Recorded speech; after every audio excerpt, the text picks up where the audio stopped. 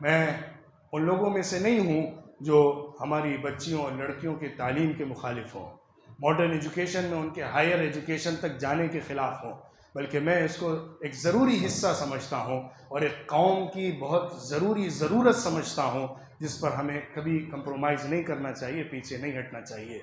लेकिन मैं उससे ज़्यादा फ़िक्र का इजहार करता हूँ कि अगर हमारी बच्चियाँ अपने ईमान, अपने अखलाक, अपने किरदार, अपनी हया, अपनी इफ़्फ़त, अपनी वैल्यूज़ और अपनी कदरों को खोकर उस इल्म को हासिल कर रही हैं, तो उनका मर जाना और ज़िंदा रहना बराबर है।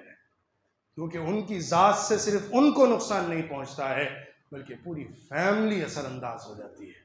आगे आने वाली नस्लें उससे बर्बाद हुआ करती हैं और उसका असर बहुत दूर तक जाया करता है। अगर हमने उनकी फिक्र नहीं की, आज का माहौल कैसा हो गया है।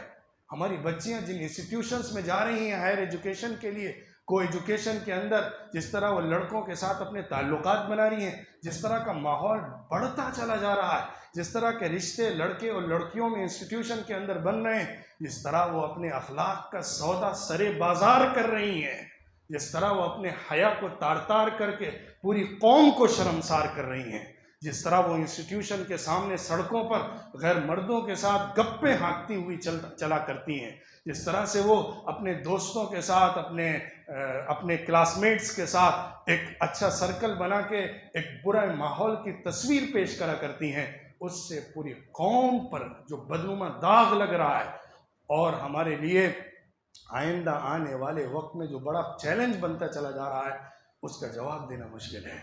आज मैं क्योंकि तालीम के फील्ड से जुड़ा हुआ हूँ, मैं इंस्टीट्यूशंस को जानता हूँ और उससे कनेक्टेड हूँ, इसलिए मैं इस बात को पूरी संजीदगी के साथ रख रहा हूँ। आज हमारे यूथ के अंदर, स्पेशली लड़कियों के अंदर जो जहनीत बन रही है, जो मेंटालिटी बन रही है, वो क्या है? वो इस बात की नहीं है कि हम एक ख़ास सेफ जोन के अंदर, दीनी माहौल के अंदर इल्म को हासिल करें। वो इसको पसंद नहीं करती, वो इसके लिए तैयार नहीं है। मेजॉरिटी उनकी है जो लड़कों के साथ इंस्टीट्यूशन में जाना चाहती है, जो चाहती हैं कि हमारे साथ दूसरे लड़के भी क्लास में रहते हों और उससे एक फ्री माहौल के अंदर हम ज़िंदगी गुजार सकें। वो उसको फ्रीडम समझती हैं, उसको आज़ादी का नाम देती हैं और उसको अपनी ज़िंदगी का एंजॉयमेंट और कॉलेज लाइफ का एंजॉयमेंट समझती हैं। लेकिन उसके नतीजे में उनके अखलाक का जो सौदा होता है, आज इर्तिदाद की लहर चली हुई है। कितनी लड़कियां हैं जो गैर मुस्लिम लड़कों के साथ ताल्लुकात बना लेती हैं, एहसास भी नहीं होता, उसको वो नॉर्मल समझती हैं। इसमें कोई फिक्रमंदी और ख़राबी और बुराई की बात नहीं होती है। एक रिलेशनशिप है, हमने एक साथ रहते हुए किसी के साथ अट्रैक्शन फील किया तो हम उसके साथ कनेक्ट हो गए। वो मुसलमान हो, गैर मुस्लिम हो, ये उसका पर्सनल मैटर है। लेकिन हमारे ताल्लुकात, हमारा जो मोहब्बत का रिश्ता है, वो एक दूसरे के साथ इमोशंस की बुनियाद पर बन जाता है। ये सोच ऐसी प्रमोट होती जा रही है और इसको ज़बरदस्त प्लानिंग के साथ बढ़ाया जा रहा है। लोगों को तैयार किया जा रहा है कि तुम मुस्लिम लड़कियों को कैप्चर करो, तुम मुस्लिम लड़कियों को अपनी तरफ अट्रैक्ट करो, मुस्लिम लड़कियों को गैरों के साथ रिश्ते बनाने पर उभारो, उनको ख्वाब दिखाओ, उनको सुनहरी जन्नत दिखाओ, जिसके ज़रिए से वो अपने रास्ते से भटक कर इस तरफ बढ़कर चली जाएं।